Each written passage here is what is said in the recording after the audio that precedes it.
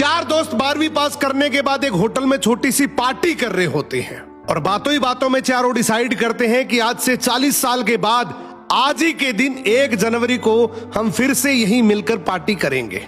और हाँ, जो सबसे आखिर में आएगा सबका बिल वही पे करेगा।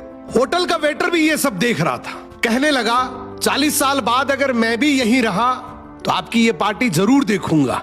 ठीक 40 साल बाद पहला दोस्त होटल पहुंचता है तो देखता है वो होटल अब 5 स्टार बन चुका है।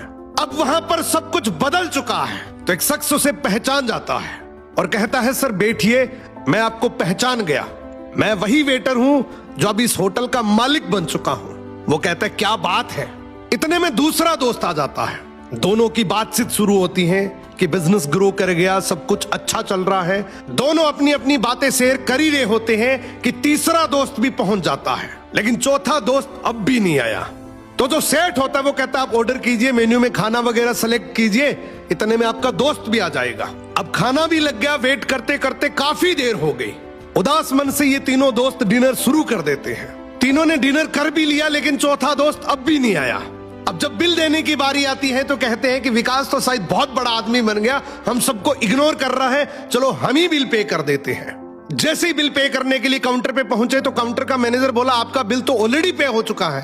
अब तीनों अपने चौथे दोस्त के ना आने की शिकायत करते करते होटल से बाहर निकले ही थे कि तभी एक सरकारी गाड़ी वहां आकर रुकती है। उसमें से एक लड़का उतरता है और तीनों के पैर छूते हुए कहता है मेरे पापा टीचर बन गए थे, मुझे कलेक्टर बनाने के काबिल कर दिया, लेकिन अफसोस मेरे पापा आज से 1 महीने पहले ये दुनिया छोड़कर चले गए।